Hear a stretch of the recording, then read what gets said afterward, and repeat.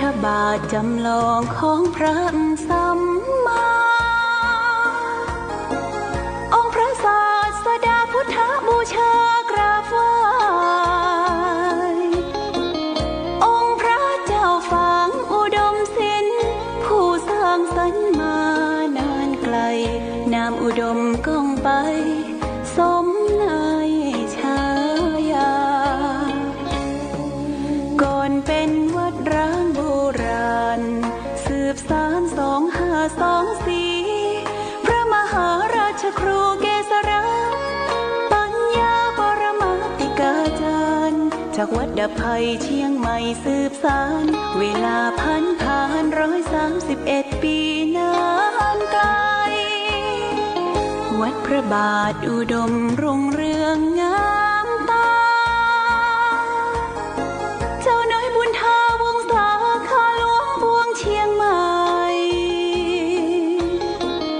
ปกครองหัวเมืองฟ้าทุ่มเทแรงกายแรงใจ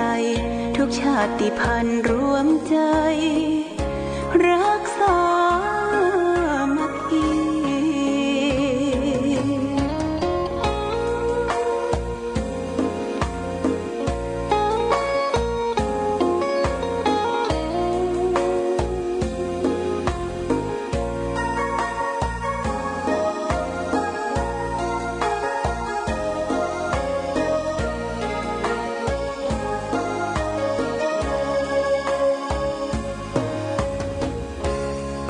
ก่อนเป็นวัดร้างโบราณสืบสาน2524พระมหาราชครูเกษราปัญญาปรมาติกาจารย์จากวัดดไพเชียงใหม่สืบสานเวลาผ่าน131 ปีนานไกลวัดพระบาทอุดมรุ่งเรืองงามตาเจ้าน้อยบุญทาวงศาข้าหลวงพวงเชียงใหม่ปกครองหัวเมืองฟ้าทุ่มเทแรงกายแรงใจทุกชาติพันธุ์รวมใจรักษามัคคี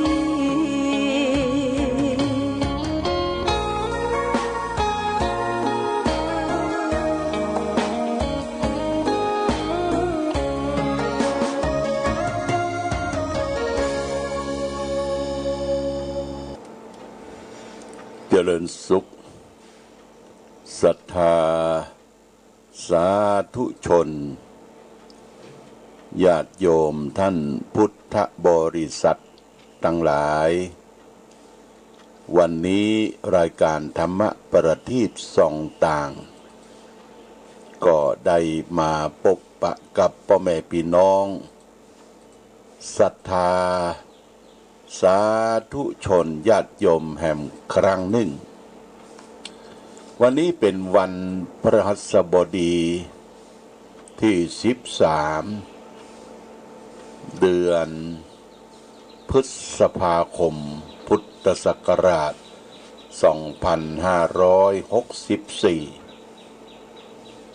2564ซึ่งตรงกับเดือนเก้าเหนือเดือน7ใต้ขึ้น2 ค่ำญาติโยมเดือนเก้าออกขึ้น2 ค่ำก็อากาศท้องถิ่นสถานที่ที่อำเภอฝางแม่อายชัยประการก็ยังครึ้มนะยังครึ้มไปด้วยเมฆฟ้าฝนก็บางทีก็ตกมาแต่ว่านี่ก็ตกมาอยู่ปล่อยๆก็ทำให้อากาศเฮานี่แช่มชื่นเบิกบานแจ่มใสเร็วไปตั้งใดก็เขียวชอุ่มไปทั่วเป็นบรรยากาศที่เฮาจะต้องปลูกต้องฝังหน้าเดือนเก้าพืชพันธุ์ธัญญาหารเข้ากาไร่นาต้นไม้ต้นตอกปลูกกล้วยปลูกอ้อยปลูกมะละกอบอกกล้วยเต็ด ลองเพาะพองชำปลูกกันนะญาติโยมถ้าเฮาบ่มีพันธุ์นี่เปิ้นมีพันธุ์ขายนะญาติโยมนะพันธุ์ขายถ้าไปยังใหม่ก็มีหลายที่เปิ้นเพาะกล้าพันธุ์แล้วก็เมืองฝางนี่ก็ถนนผ่านไปมาก็หลายที่ปลูกไปเถอะญาติโยมปลูกฝังไว้ถึงแม้ว่าตัวเฮาจะไม่ได้กินได้ใจมันออกย้าออกลูนก็ยังมีประโยชน์ต่อสถานที่ลูกหลานแต่การปลูกฝังประเดี๋ยวนี้เปิ้นต่อแป่งกอบมากาแป่งเพาะชำก้าต่างๆบะม่วงบะลำไยอย่างต่างๆนี่ไม่ได้ผลนะ3 ปี4 ปีนี่ก็ดอก เมื่อปีที่แล้วเนี่ยอาตมาก็เอาก้าบะม่วงมาปลูก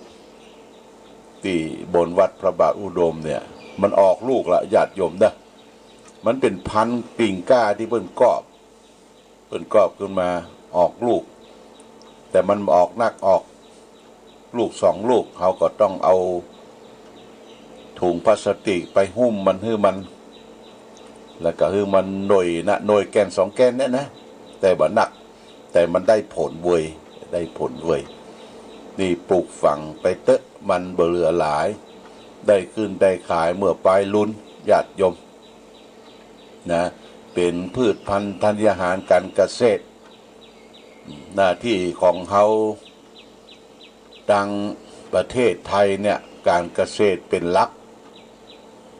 บ้านเฮาบ่ใจว่าในด้านอุตสาหกรรมใหญ่ๆนี่มันก็มีทั้งปุ้นทั้งระยองทั้งชลบุรีทั้งเขตทั้งที่เปิ้นมีอุตสาหกรรมมีโรงงานใหญ่ๆแต่ทางชนทางภาคเหนือเฮานี่ก็ปลูกนะปลูกฝังต้นไม้ต้นตอกมันเพลิดเพลินญาติโยมนะเพลิดเพลินทำเฮาชะลอความวิตกกังวลชะลอความแก่ชะลอความเจ็บอย่างพืชพันธุ์บางอย่างสมุนไพรบางอย่างนี่ทางแพทย์แผนไทยเขาก็บอกว่ามันยังแก้โควิดนะ แก้โควิดได้ญาติโยมถ้ากินเป็นประจำยกตัวอย่างเช่นว่าขิงแก่ญาติโยมขิงแก่เอาตึงแง่งตึงอย่างเนี้ยมาตุบแล้วต้มใส่น้ำพอสมควรแล้วก็แต่1/3 ส่วนเอาเห็ดส่วนนะเอาเห็ดส่วนแล้วก็เอาน้ำตาลทรายแดงทอดเข้าไปนะแล้วก็มีน้ำผึ้งหยอดเห็ดน้อยอันนี้แก้โควิดวะญาติโยมเมื่อเขาบ่ได้ประสบภาพบ่ได้เป็นนะแก้โควิดหรือเป็นไปแล้วก็ยังแก้ได้อยู่นี่ก็ลองนะญาติโยมนะลองและกระชายเนี่ยกระชายฮอลลาแอนเนี่ยโดยตรงว่ะนะโดยตรงแก้โควิดและน้ำตาลเลือดสูงเป็นเบาหวานนี่พักเชงดาเอามาเป็นน้ำชาก็ได้ญาติโยมไปตากแห้งแล้วก็มาชงเป็นน้ำชาพักแคนะญาติโยมพักแคที่เอากับตำมะม่วงนี่นะนี่ก็แก้น้ำตาลสูงได้แต่เจี๊ยบหรืออย่ามาจิ้มกับน้ำพริกเนี่ยมะเขือมื่นเนี่ยบ้านเฮาห้องมะเขือมื่นแต่เจี๊ยบก็ปลูกฝังได้ง่ายมันมีพันธุ์ขายโดยเนี่ยเอามาลวกแล้วจะไปให้มันเละนะลวกแล้วรูปลับแล้วก็เอามาจิ้มน้ำพริกกินกับน้ำพริกญาติโยมกินอย่างนั้นนะกินง่ายทายคล่องดีกว่าไปกินจิ้นกินเนื้อกินปลากินลาบกินก้อยกินละทายากลำบากญาติโยมเป็นท้องผูกเป็นเท่าเป็นดันวันไหนเท่าว่าทายสัก3 วันเนี่ยลำบากเนอะมันปวดนั่นปวดนี่ญาติโยมนี่ก็มานั่งนึกตึกตรองดูตัวเองตัวเก่าโอกาสไหนเวลาที่ไปรับกินรับทาน ญาติโยมถวายสำหรับกับข้าวอาหารที่เป็นชิ้นเป็นเนื้อนักเนี่ยฉันเข้าไปแล้วบอกให้ถ่ายนะมันบังคับว่าถ่ายก็ทั้งมือต้องเป็นเทาเป็นดันเสียดนั่นเสียดนี่เจ็บหัวเข่าเจ็บแข้งเจ็บขาจะต้องเอายาระบายมาฉันยาระบายมาฉันเอาบกกล้วยเต้ซุกมาฉันแล้วมันขับถ่ายออกไปก็เบาเนื้อเบาตัวญาติโยมเบาเนื้อเบาตัวกระชับกระเซงขึ้นมารับก็รับอิ่มรับเต็มคือบัดรับยิบรับยอบเท้าท้องบัดทายเนี่ยมันรับยิบรับยอบเป็นเท้าเป็นด้านวีตกกังวลต่างๆอันนี้หมู่เฮาทั้งหลายอายุ60ป่ายเนี่ยมันเป็นขาลงคำว่าขาลงน่ะคือร่างกายมันจะสุดโทรมละญาติโยมมันใจมาเมินละใจเปิ้นไป50-60 ปีละแต่ก่อนนี่มันบ่อิดบ่อ่อนโลเตียวเดินทางก่อนในช่วงอายุสัก30-40เนี่ยปาพระเน้นเดินทุดงสามเณรภาคดูล้อในทั่วละเมืองฝางไม่อายจะประการไปมาเป็นตีเนี่ยบ่อิดบ่อ่อนนะแต่ก่อนนี้บ่อิดบ่อ่อนญาติโยมบัดเดี๋ยวนี้บ่ได้ละเตียวไปสักกิโล2 กิโลหรือเตียวไปในวัดในวานี่ขึ้นคันไดลงคันไดก็อิดอ่อนแสดงว่าเฮานี่เป็นขาลงนะญาติโยมนะผู้เฒ่าผู้แก่พ่อแม่ศรัทธาต้องดูอายุวัยสังขารแต่จิตใจมันอยู่อย่างเก่าเนอะโพดโตจิตใจสู้จิตใจนี่กระซับกระเซงคล้ายเป็นหนุ่มอยู่ตลอดเวลาเดี๋ยวจะคิดไปนั่นเดี๋ยวจะคิดไปนี่เดี๋ยวจะคิดขี่รถเครื่องรถยนต์ขับรถยนต์ขับรถเครื่องแต่มันก็จิตใจคิดได้ทำได้บางทีตีนมือมันแบบไปแล้วนะตีนมือมันแบบไปลูกหลานบางท่านบางคนก็มาห้ามพ่อห้ามแม่พ่อแม่ไอ้รถเครื่องนะบ่ต้องขี่แล้วเนอะอันตรายเหลียวซ้ายแลกว่าบรินี้รถมันนักคนไหนก็มีรถเห็มมดรถยนต์รถเครื่องจะออกจากซอยจะขี่แซงกันนี่บ่ฮู้คำนึงถึงผู้เฒ่าผู้แก่มันมันบ่เวยตาบ่เวยใจไปได้แข้งขามันสึงมดนี่เราว่าขาลงต้องดูแลตัวเองตัวเก่ารับมือเพียงพอเนอะญาติโยมนอนที่อากาศถ่ายเทได้สะดวกเมื่อค่ำเมื่อคืนจะไปเปิดหน้าต่างลงเปิดหน้าต่างให้มันอากาศถ่ายเทห้องอากาศที่มันมีมุ้งรวดญาติโยมในทางนอกบ้านนอกเรือนเขาก็เปิดไฟไว้เหียกันขโมยกันอย่างให้มันแจ้งให้มันแจ้งพออยู่ตรงในส่องพอมาเห่าเมื่อค่ำเมื่อคืนมาเห่าเมื่อค่ำเมื่อคืนตุเจ้าพระสงฆ์ก็เหมือนกันญาติโยมตุเจ้าพระสงฆ์นี่เฝ้าวัดเข้าวาเตี้ยกันนอนในที่อับกุฏิที่อับแบบเพี้ยวบากกวาดแบบมีลูกศิษย์ลูกหาไปพอไปก้อยอยู่อย่างนั้นผ้าก็ไม่ได้ซักได้ตึงได้ตากเมนอัพเล็บตินก็บัดตัดโอ้เนี่ยญาติโยมต้องดูแลตัวเองตัวเก่าดูแลสุขภาพร่างกายสภาพร่างกายเฮามันเป็นขาลงบ่ใช่ขาได้แต่ก่อนเฮาได้ทุกสิ่งทุกอย่างได้กำลังวังชาได้สติปัญญาเขี้ยวฟันเฮานี่บ่คอนบ่เจ็บบ่ปวดพอดีขาลงมันเจ็บปวดคอนวันนั้นไปโรงพยาบาลเพราะว่าหลวงพ่อมีเขี้ยวบ่หลายซี่แล้วเนอะบอกว่าที่มันเหลือนี่จะใช้กุ้มของมันวะใส่กุ้มเรียกว่าไปทำครอบฟันให้มันเหลืออยู่เอาไว้เกาะเกี่ยวกับฟันปลอมดูเขาเกี่ยวเขาอย่างก็ละเอียดขึ้นมาเนี่ยมันได้แก่ตัวเองตัวเก่ามันเข้าตัวเก่าแล้วญาติโยมอันเขี้ยวฟันที่ใส่ใหม่ก็ใส่อวดเปิ้นเป็นเตื้อเอาไว้ยิ้มไว้อู้เขี้ยวเต็มปากที่จริงมันฟันปลอมละญาติโยมนะฟันปลอมเหมือนกันหมดแต่ แก่ตัวมาแล้วมันมียังคงทนถาวรอยู่ได้มันเกิดขึ้นตั้งอยู่เปลี่ยนแปลงแล้วก็ดับไปเป็นอนิจจังทุกขังอนัตตาตามหลักสัจธรรมคำสอนของพระบรมศาสดาของเขาว่าทุกสิ่งทุกอย่างเกิดขึ้นแล้วตั้งอยู่และดับไปบ่มีการคงทนถาวรที่อยู่ได้200-300 ปีต้องยอมรับญาติโยมนะต้องยอมรับสัจธรรมที่เราจะต้องประสบพบปะในช่วงนี้เป็นช่วงที่เก็บเนื้อเก็บตัวอยู่กับบ้านกับจองต้องกินของเก่าญาติโยมกินของเก่าก็คือของที่มันมีอยู่ในบ้านในจองเอาน่ะเป็นพักไม้ใช่เครือสตุ้งสตางก็เก็บหอมรอมริบจะไปไก่ใหญ่กินขว้างโบขว้างบะเปิ้นกินเปิ้นตาที่ไหนก็หยุดยั้งไว้ก่อนก็ยังได้นะไปฟ้องตรงโต๊ะเอาไปกินไปตานว่าจะตานเหี่ยมดแล้วจะเอาอย่างมากินนะญาติโยมนะกินเนี่ยคือการรักษาโภคทรัพย์สมบัติส่วนหนึ่งเอาไว้กินบริโภคเลี้ยงครอบเลี้ยงครัว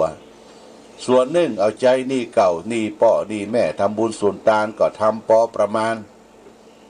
ส่วนหนึ่งเอาไปฝากฝังไว้เป็นกองบุญทุนนิธิฝากไว้วัดวาศาสนาสถานการศึกษาสาธารณประโยชน์อันนี้เอาไปฝากฝังตานนั่นก็คือหูลักษณะการตานจะไปให้มันเกินตัวเกินรายได้การจับจ่ายของเขาแต่แถมอย่างหนึ่งญาติโยมในช่วงนี้เศรษฐกิจมันฝืดเคืองไผก็บ่ให้กล้าให้ขายกันจะไปลงทุนแหงเนอะอย่าไปคิดว่ามันร่ำเรวยอาณาจักรการนั่นการนี้เอามาค้าขายร่ำรวยบ่ได้เตื้อนะบ่ได้เตื้อคนซื้อคนขายมันก็บ่ให้มีอย่างที่เขาไปจ่ายกาดจ่ายลีโอ้ตุลุงกาดล่งลึงอีโลนะกาดล่งลึงว่าไม่มีไผไปกาดไปลีกันที่เขาใครอยากกินพักนั่นพักนี้เราไปพอกาดมีก็บะหมี่วะบะหมี่ญาติโยมที่ถามว่าพักนั้นพักนั้นมีก็คือต้องการพักที่มันเป็นธรรมชาติพักกูดพักปังพักเซลเนี่ยพักเซงดาเนี่ยมันเกิดขึ้นตามฤดูกาลที่มันเกิดขึ้นในปัจจุบันเนี่ยพักเหล่านี้เป็นพักธรรมชาติเกิดขึ้นตามฤดูกาลนี่ก็ญาติโยมนะที่มันเกิดขึ้นและแถมยังนึ่งประเดี๋ยวนี้กำลังมาใหม่มาแรงเด้อเฮ็ดทอบนะบ้านเฮายังแบบโพสมาเตื้อแต่ว่าวันซืนก็พี่สาวก็ไปซื้อมากำลังออกน้อยๆเอามาแกงเฮ็ดเอามาแกงใส่นอส้มมาส่งบอกว่ามันแปลงอยู่ไปฟ้องซื้อมาเตื้อมันบอกเข้าวัดเตื้อของในที่มันแปลงนี่มันบอกเข้าวัดมาเตื้อเนอรอมันแปลงในดำละเข้าละบุกเข้าวัดละในดำไอชนิดที่ว่าเขาตุ๊บเนี่ยนะ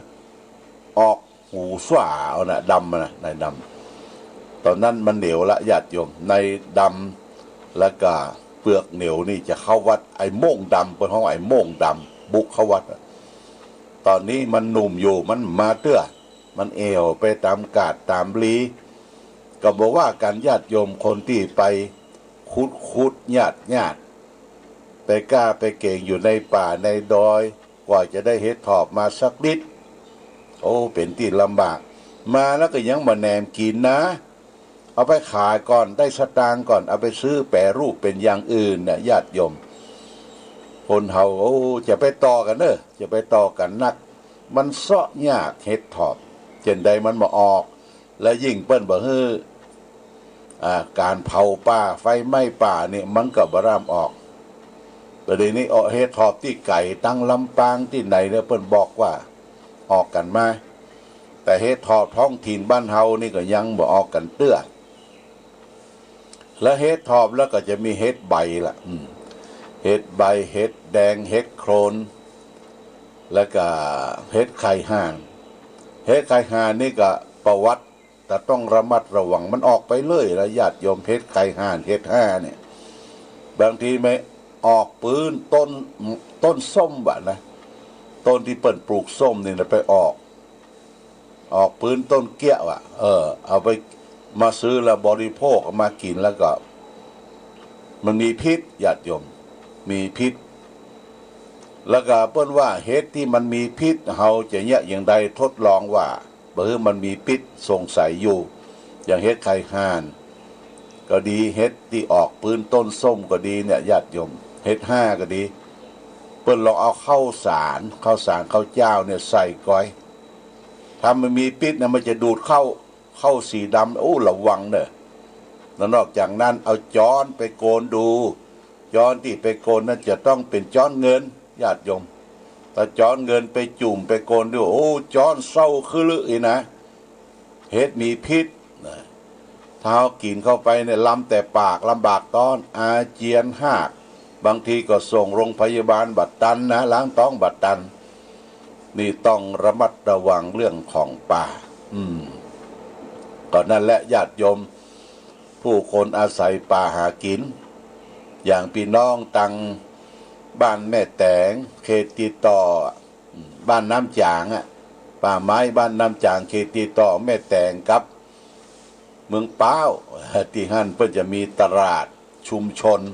ของป่าผักไม้ใช้เครือมีหั่นหมด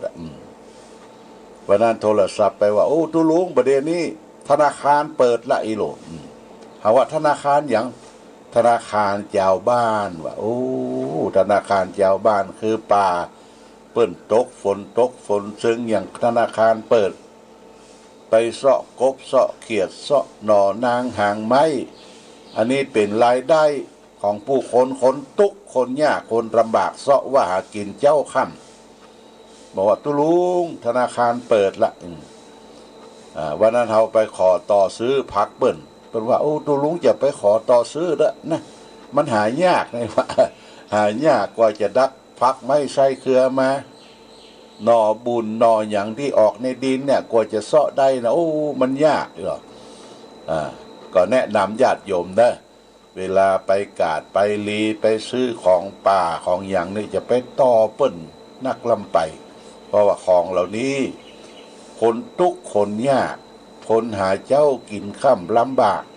กว่าจะได้ตัง10 บาท20 บาทเนี่ยญาติโยมตีนมือเปิ้นเนี่ยโอ้ตีนแตกมือแตกเตี้ยเล็บมือเนี่ยบ่ได้สะสางลังส้วยนะตีนแตกมือแตกญาติโยมต้องมองพอแต่งตัวก็มอซอญาติโยมแต่งตัวมอซอเพราะว่ามันมีเวลาที่จะมาเช็ดมาคัดมาถูเสาะกินกับของป่านอนางห่างไม้เวลาไปกาดไปลีเนี่ยญาติโยมจะไปถือเป็นผู้ดีนักลำไปช่วยมะเปิ้นไปพ่องมีเมตตาธรรมเอื้อเฟื้อเผื่อแผ่แก่กันและกันเลยว่าเฮาฮื้อตาลไปในตัวญาติโยมเนี่ยสงเคราะห์เปิ้นไปในตัวอันนี้เป็นที่บอกกล่าวข่าวเตือนว่ามีเมตตาธรรมเมื่ออยู่ด้วยกันเกิดทุกข์พิฆาภัยเข้ายากหมากแปงตลอดถึงโรคภัยไข้เจ็บอย่างตลาดตั้งปวงนี่ก็ช่วยกันเอาละญาติโยมวันนี้จะเอาธรรมะทางสุขใจมาฝากญาติโยมวันนี้เอาเรื่องว่าพระมารโง่พระมารนั่นก็คือแม่ปู้แมงปู้แมงพึ่งเนี่ยมันโง่อย่างไรญาติโยมเขาก็ลองฟังดูเพิ่งก็บอกว่าชีวิตคนเฮาเนี่ยสิ้นสุดยุติกันแค่เชิงตะกอนหรือป่าช้าหรือหลุมฝังศพอย่างเดียวเท่ากันอย่างเดียวกันบอกว่าชนชั้นนั้นจะมั่งมีหรือยากจนเจ้านายหรือบ่าวบริวารลองได้ถึงอวสานการแห่งชีวิตแล้วก็มีสภาพอย่างเดียวกันแต่จ้าก่อนญาติโยมก่อนที่จะถึงเวลานั้นคนเฮามักจะมัวเมาเฝ้าฝันอยู่กับสิ่งที่ล่อหูล่อตาล่อใจต่างๆยังไม่มีวันที่จะสิ้นสุดพระจากสิ่งนี้ไปหาสิ่งนั้นพระจากสิ่งนั้นไปหาสิ่งโน้นต่อไปแหมดูก็คล้ายๆกับพระมรแมงปู้เราเนี่ยที่หลง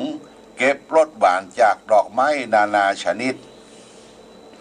ตั้งแต่ตื่นเจ้ารุ่งอรุณไปจนถึงกับเวลาพระอาทิตย์ตกดินแล้วมันก็ยังแอวบินไปคลุกเข้าเกสร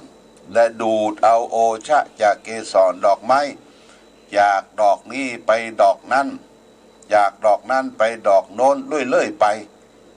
แต่100 วันพันปีพระมรเหล่านี้บ่เคยอิ่มต่อรสหวานมันคงคิดว่าตัวมันเองเป็นเจ้าของรสหวานในลวงรังต่างๆที่มันไม่ใช่ผู้แปลงเองพิษเองความบ่าเรานั้นมันป้นเอามาจากดอกไม้ต่างหากในหน้าแล้งดอกไม้เหี่ยวแห้งไปตามฤดูกาลคราวนี้พระมรแม่พึ่งแมงปู้ทั้งหลายก็จึงบ่ได้รู้สึกตัวว่าพิษกันไปถนัด